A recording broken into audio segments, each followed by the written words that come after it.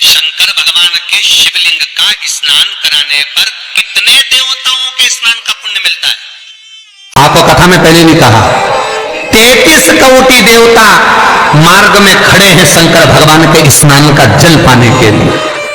शंकर का जो शिवलिंग होता है, भगवान शंकर का जो शिवलिंग कटी भाग, उस पे जो शिवलिंग रखा है, शिवलिंग जहां रखा हुआ है, ये कटी, ये तो पार्वती जी का हस्त कमल है, पर शिवलिंग का जो गोल भाग है, शिवलिंग उसका जो नीचे का भाग है, सबसे नीचे का भाग, वो ब्रह्मा जी का प्रतीक है। ब्रह्मा शिवलिंग के मध्य का जो भाग है वो भगवान विष्णु का प्रतीक है, और शिवलिंग के जो ऊपर का भाग है वो भगवान शिव का प्रतीक है। ब्रह्मा विष्णु महेश एक ही बिंदु में, एक ही शिवलिंग में विराज, एक ही। महाराज, पीपल के वृक्ष में आहूतों का वास हो जाता है, इसलिए दोपहर में पीपल के वृक्ष में परिक्रमा नहीं होती। शाम को शंकर जी का वासा हो जाता है, इसलिए शिव जी की परिक्रमा शाम को नहीं होती, क्योंकि शंकर की परिक्रमा नहीं लगती है। रात को कुबेर का वासा होता है, इसलिए पीपल के वृक्ष में दीपावली के दिन रात्रि को 8:30 बजे से लेकर 9:30 बजे के बीच में जो पीपल के वृक्ष के नीचे घी का दिया लगाता है, उसके घर में कभी संपदा की कमी नहीं आती है। आज तक लोगों को नहीं मालूम कि पूजन करने बैठते हैं तो सबसे पहले क्या करते हैं, पर सबसे पहला काम मंदिर में बिना पंडित के सबसे पहला काम कौन सा होता है? तो सबसे पहला काम होता है भगवान को धन्यवाद देना कि आज भी आपने मुझे इस मंदिर में आपका दीदार कराने के लिए, दर्शन कराने के लिए बोला। अगर पंडित साथ में होगा तो पहले वो मंत्र बोलेगा, स्वस्ति वाचन करेगा।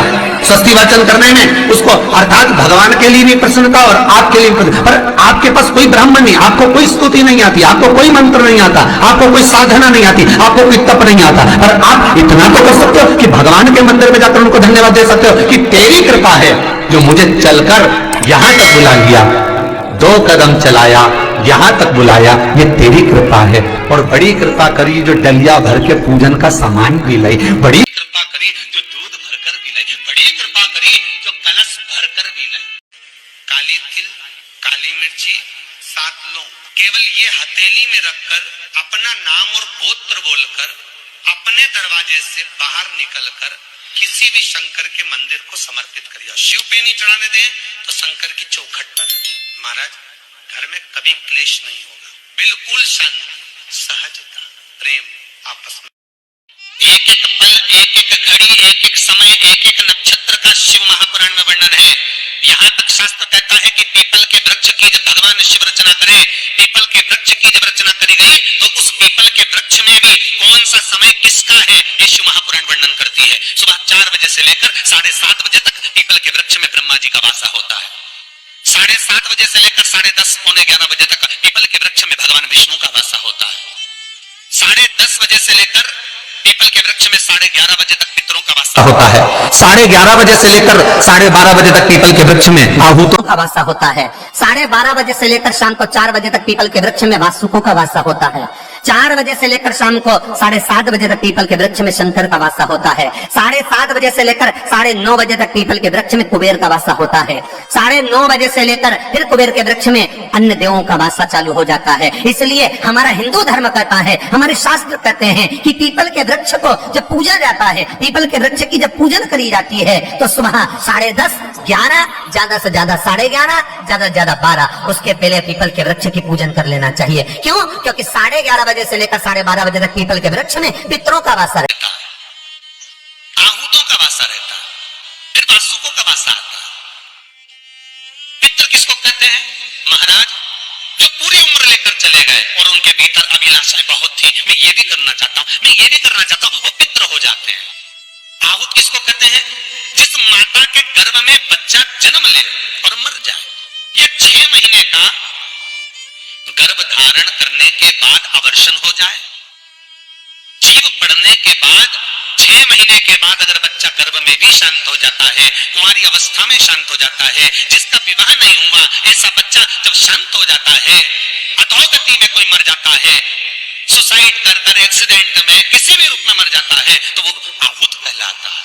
और बहुत ध्यान देना साहब, शिव महापुराण की कथा कहती है पितरों को भाग मिलता है, इसलिए पितृ तृप्त रहते हैं।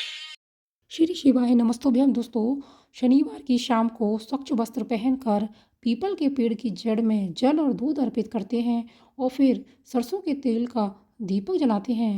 तो पीपल के पेड़ की पूजा करने के साथ हनुमान चालीसा का भी अगर आप पाठ कर लेते हैं तो 5 बार परिक्रमा जरूर करें। ऐसा करने से शनि का जो बुरा प्रभाव आपके जीवन पर पड़ रहा है वह नहीं पड़ता है और हनुमान जी शनिदेव की कृपा से सभी कष्ट धीरे धीरे दूर होने लगते हैं। शनिवार के दिन पीपल के पेड़ पर दोनों हाथों से स्पर्श करते हुए 108 बार ओम नमः शिवाय मंत्र का जाप करते रहते हैं और ऐसा करने से भगवान शिव की कृपा से शनि ग्रह के साथ अन्य ग्रह के दोषों की भी शांति हो जाती है, बाधाओं से मुक्ति मिलती है। भगवान शिव शनिदेव के गुरु हैं, इसलिए पीपल को स्पर्श करते हुए शिव मंत्र का जाप बहुत ही फलदायी होता है। अगर आपके जीवन में बहुत से कष्ट बढ़ रहे हैं तो आप सरसों के तेल का दीपक पीपल के वृक्ष के नीचे शाम के समय जरूर जलाएं। पीपल के पेड़ की पूजा करने के साथ हनुमान चालीसा का भी पाठ करें। ऐसा करने से सभी कष्ट धीरे धीरे दूर होने लगते हैं।